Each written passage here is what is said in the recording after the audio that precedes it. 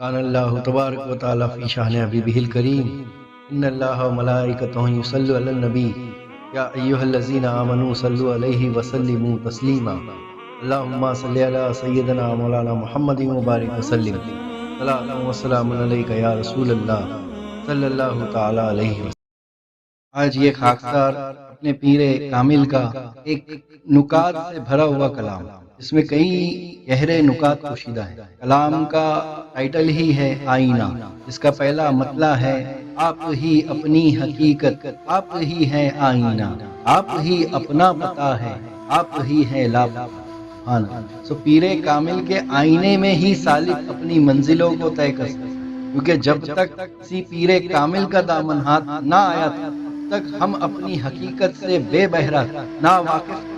اسی لیے مرید کے لیے پیر آئینہ ہوتا ہے، اس آئینے میں وہ اپنے وجود باطن کو دیکھ پاتا ہے، ورنہ بنا آئینے کے ظاہری صورت کا دیکھنا محال ہے۔ باطن کے لطائف، صفات، باطن کے اسرار پیر کامل پیر کے کھل ہی نہیں سکتے، نظر آ ہی نہیں سکتے۔ جب وہ آئینہ سامنے آیا، ایک پردہ کشائی ہوئی، انسان اپنے آپ سے مکمل ہے، کامل ہے، لامکا کا پتہ اپنے اندر چھپائے ہوئے، بس وہ اپنے مرکز وحدت سے ہٹ چکا تھا، جس کی وجہ سے وہ اپنی حقیقت سے بے بہرا تھا، پریشان تھا اور پریشان ہے۔ یہ تو پیر کامل کا فیضان ہے، احسان ہے، اس نے اپنے دامن ولایت میں لیا اور اپنی حقیقت خود کرائی، حقیقت آگاہی کرائی، خود شناسی خود کرائی۔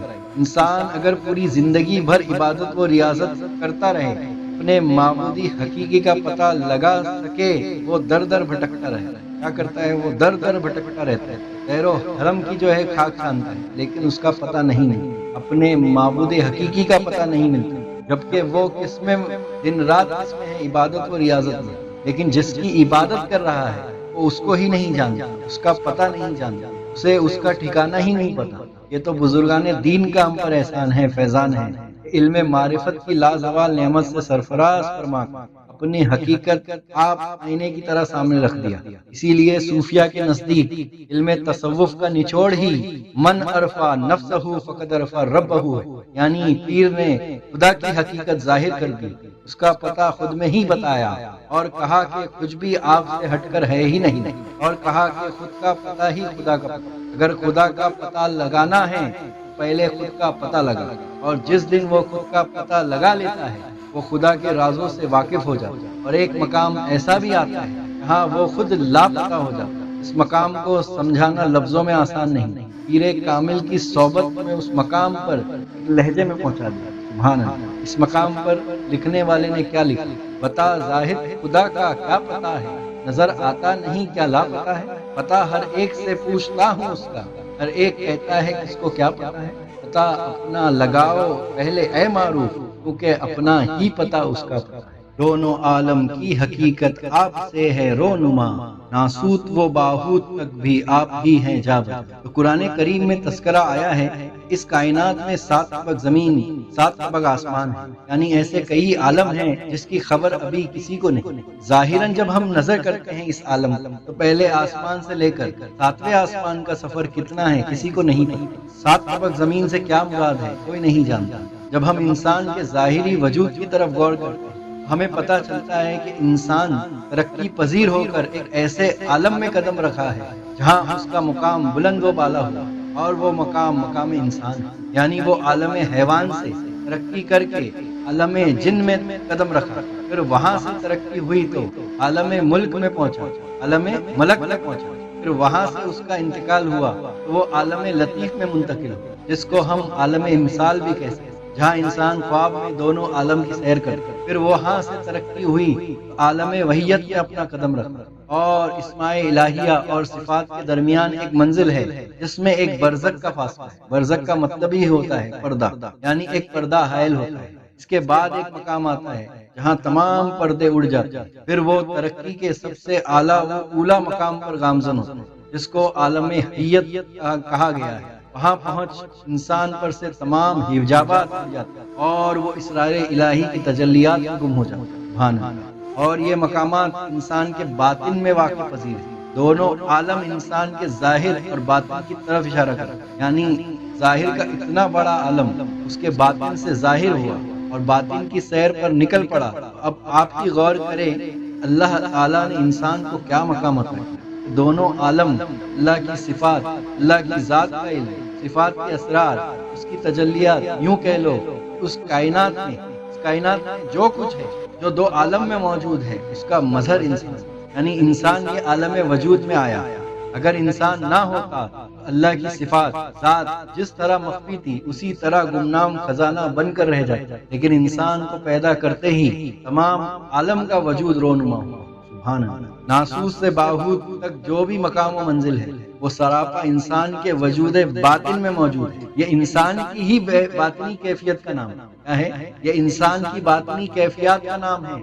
یعنی پتہ یہ چلا عالم میں جو بھی مقام و منزل ہے وہ سراپا انسان کے اندر موجود ہے۔ اور وہ نعمت کلمہ طیب کی کون سی نعمت ہے؟ تو کلمہ طیب کی نعمت ہے۔ اسی لیے پیرا دل بیجاپوری رحمۃ اللہ تعالی علیہ کیا لکھتے ہیں کہ عالم تو بدل جاتے ہیں کلمہ وہی رہتا ہے۔ عالم تو بدل جاتے ہیں کلمہ وہی رہتا ہے، سانسوں میں کلمہ بسا کر خود سے نکل جاتا ہے۔ اسی لیے کلمہ طیب میں ہی تمام عالم پوشیدہ ہے۔ اس میں 6 مقام و منزل ہے، ناسوس سے لے کر باہوت۔ ناسوس سے مراد نفس جہاں تاریکی ہے، اندھیرا ہے۔ ملکوت سے مراد قلب جہاں اجالا ہے۔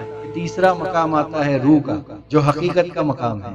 ایسے کلمے میں 6 مقام و منزل ہے۔ جو ذات کا مقام ہے وہ باہوت کا مقام ہے، چھٹا مقام، جہاں بندہ اللہ سے وصلت کر اس کی معرفت میں غرق ہو جاتا ہے اور اس کی صفات سے ذات کا عرفان حاصل کرتا ہے۔ یعنی ناسوس سے باہوت جتنے بھی مقام ہیں تمام کے تمام انسان کے ہی ہیں۔ یہ تعلیمات آپ کو کسی پیر کامل سے حاصل کرنا ہوگا، ورنہ سالک نفس کی تاریکیوں سے کبھی باہر نہیں آ سکتا اور باہوت کے جلوے کی تجلیات کو محسوس نہیں کر سکتا۔ مانگنے سے پہلے خود پہ ڈال دو گہری نظر، ارے آپ ہی ہے مدعی اور آپ ہی ہے مدعو۔ کیا بات، سبحان اللہ۔ اللہ لغت میں مدعی کے معنی کیا ہوتے ہیں؟ ارے دعوے دار، رقیب، فریادی، اور مدعا مقصود، مقصد، مطلب اور خواہش۔ مدعی اور مدعا، ساجد اور مسجود، عاشق اور معشوق۔ اس شعر میں میرے پیر کامل کیا لکھنا چاہتے ہیں؟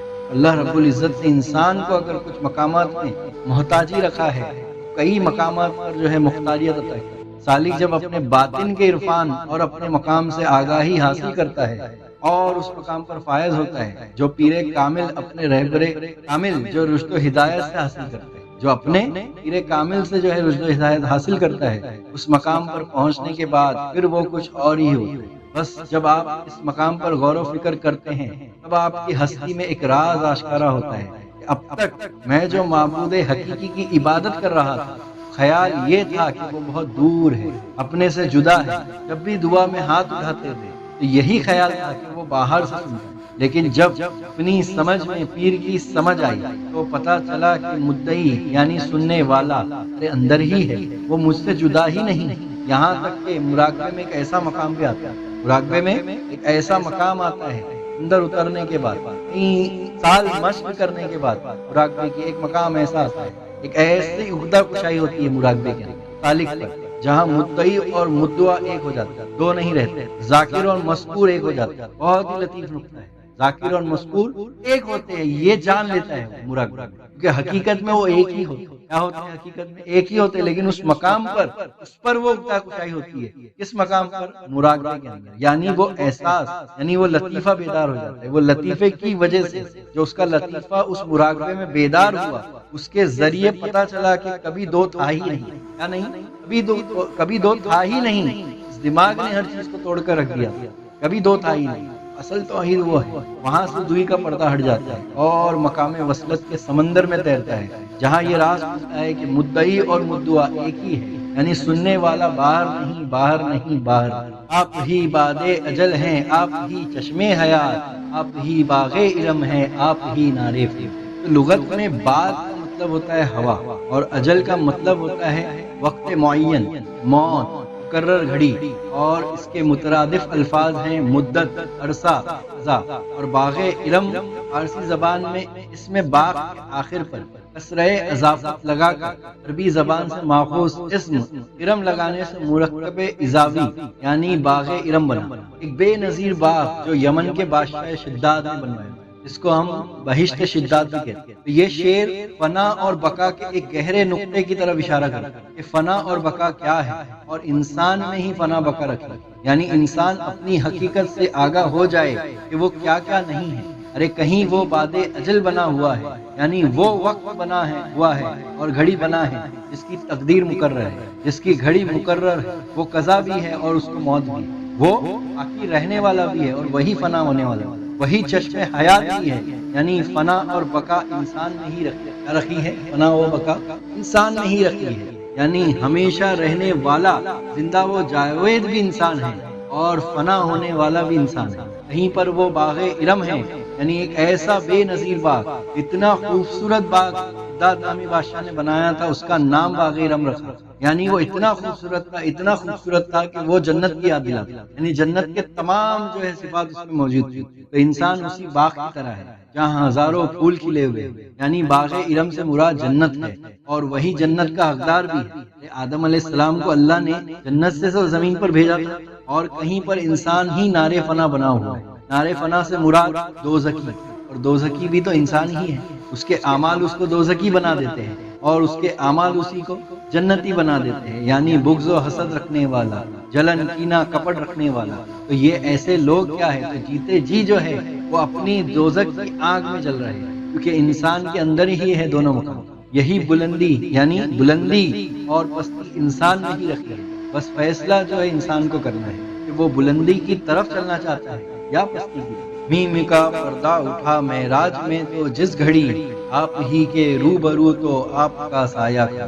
جب معراج کی رات سفر عروج کی طرف گیا، یعنی فرش سے عرش کی طرف گیا، آپ صلی اللہ علیہ وسلم فرش پر کیا تھے تو محمد بن کر صلی اللہ علیہ وسلم۔ جیسے مقام عرش پر گئے وہاں میم کی نفی ہو گئی اور آسمانوں پر احمد بن کر پکارا گیا، اور عالم ارواح میں یعنی عرش پر احد بن کر پکارا گیا۔ اگر ہم تمام الفاظ احد، احمد، محمد کے معنی اٹھا کر دیکھتے ہیں تو سب سے زیادہ تعریف کیا گیا، سرایا گیا، ستائش کیا گیا، حمد کیا گیا، یہ معنی نکلے۔ اور احد اللہ کے ناموں میں سے ایک نام ہے۔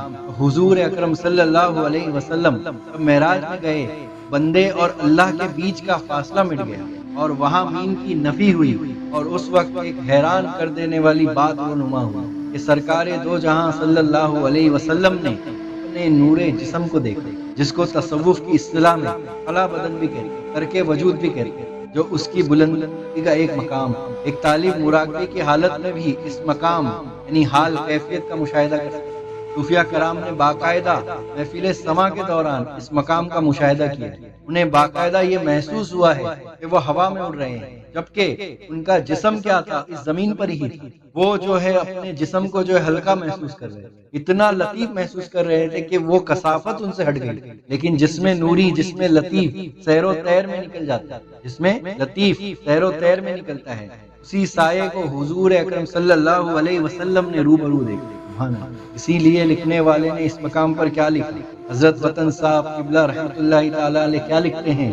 حضرت کی ہی صورت کو گئے دیکھنے حضرت، حضرت کی ہی صورت کو گئے دیکھنے حضرت، ارے حضرت کی تھے حضرت کا تماشا شب معراج۔ سبحان اللہ۔ میرے پیر کامل کیا لکھتے ہیں؟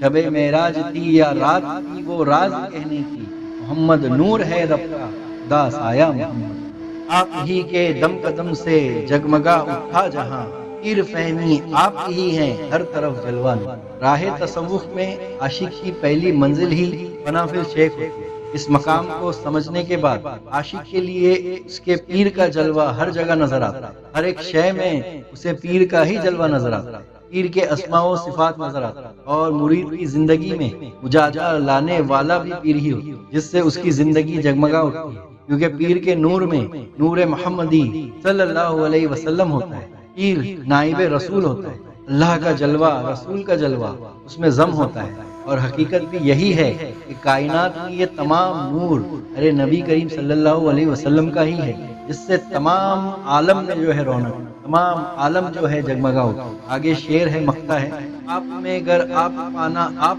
کو منظور ہو، آپ میں گر آپ پانا آپ کو منظور ہو، معروف اپنی ہی فنا ہے، معروف اپنی ہی بقا۔ فنا فی الشیخ کا مقام حاصل کرنے کے بعد مرید پیر میں فنا ہوتا ہے، یعنی مرید کی میں پیر میں فنا ہو جاتا ہے اور وہ پیر کی میں لے کر اٹھتا ہے، یعنی اس کا اٹھنا چلنا پھرنا سونا یہاں تک کہ قبر میں لیٹنا، اب تمام فعل وہ یہ تصور کو جمع کر کرتا ہے کہ میں نہیں ہوں، وہ خود کی نفی کرتا ہے اور اپنے شیخ کا اثبات کرتا ہے۔ اور یہ یاد رکھنا فنا فی الشیخ ہی فنا فی الرسول کا دروازہ ہے، یعنی جو بیچ فنا ہو گئی ایک وقت ایسا آیا کہ وہی شجر بن گئی، وہ پھل پھول بن گئی اور وہی پھل میں بیج بقا بن کر موجود ہے، یعنی بیج کی فنا میں اس کی بقا چھپی ہوئی۔ اس لیے صوفیہ کرام کہتے ہیں کہ فنا میں ہی بقا کا راز پوشیدہ ہے، جو مٹنے تیار ہے وہی بقا ہے، اور جو فنا نہیں ہوتا وہ راہ بقا کو نہیں پا سکتا۔ کیونکہ آپ قدرت میں دیکھیے، قطرہ جب سمندر میں اپنے آپ کو فنا کر دیتا ہے، قطرہ قطرہ نہیں رہتا بلکہ سمندر ہو جاتا ہے۔ دیکھو اس قطرے کی بقا کو جو آج سمندر بن کر موجود ہے، وہ ذات کا سمندر بن کر موجود ہے، اس کی فنا ہی میں بقا موجود ہے۔ تو تمام اولیاء کرام کی روح کدھر لوٹی؟ تو یہ قدرت میں لوٹ گئی، اس کی ذات میں ضم ہو گئی، ہر ذرے ذرے میں ضم ہو گئی۔ ارے تمہارے مٹنے میں ہی بننا چھپا ہوا ہے، تمہارے مٹنے میں ہی بننا چھپا ہوا ہے۔ پیر کامل اس راز سے پردہ ہٹاتا چلا جاتا ہے اور بقا باللہ کی منزل کی طرف جو ہے قدم بڑھاتا ہے، اور مرید کو کہتا ہے کہ اپنا قدم بڑھا۔ اس شعر میں یہی فنا اور بقا کے نقطے کو جو ہے سرکار نے بیان کیا۔ مولا ہم تمام کو جو ہے اس کلام کو جو ہے گہرائی سے جو ہے سننے کی توفیق عطا فرما، سمجھنے کی توفیق عطا فرما، اپنے پیر کی سمجھ سے سمجھنے کی توفیق عطا فرما، اور گہرائی نکات کو سمجھنے کی دل قلب کے اندر روح کے اندر اتار دے مولا۔ آخر وہ دعوانا الحمدللہ رب العالمین۔